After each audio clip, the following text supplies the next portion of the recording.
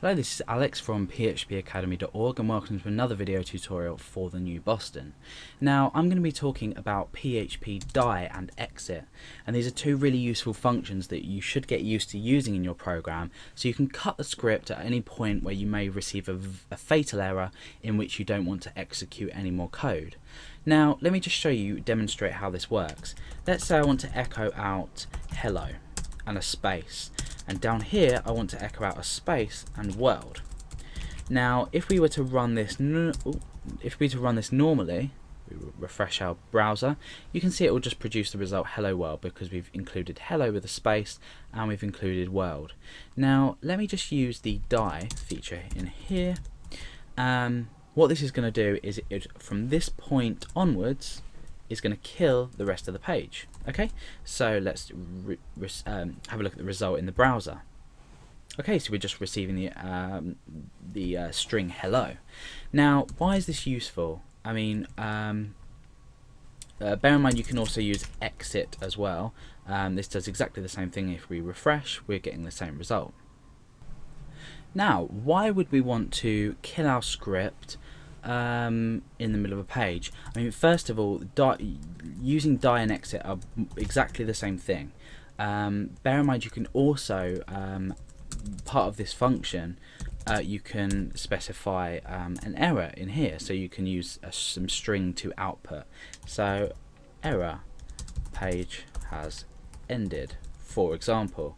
Let's just echo again the world part of this page. So if we refresh, you can see that we've received this message. So you can do that if you want, and you can do exactly the same thing with exit as well. There we go, same thing. So how do we use this in a real life example and why is it useful? Okay, so without overcomplicating things, I'm going to attempt now to connect to a database. Now, whether you've come across databases yet or not, this is an example to show you how die or exit can be used. Now, to connect to a MySQL database, we use the MySQL connect function, and we supply it with three. I mean, we've looked at functions anyway, so that you should really understand this at this point anyway. So I'm connecting to localhost. My username is Alex, and I don't specify a password because I'm running on a local server. So what do I do if this is wrong? Now at the moment, if I refresh the page, nothing. Oh, okay. Oh no, okay, sorry. My username is root, so I've already produced myself an error. So if I refresh there, okay, so that's connected absolutely fine. So we know that that's connected because we've not received an error. That might not necessarily be the case, but I know that my username is root, my password is blank, and I'm connecting to my local server. So what happens if we want to specify our own error if this hasn't connected? So for example, or die could not connect to database.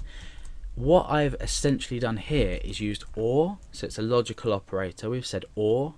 We can also say or like this.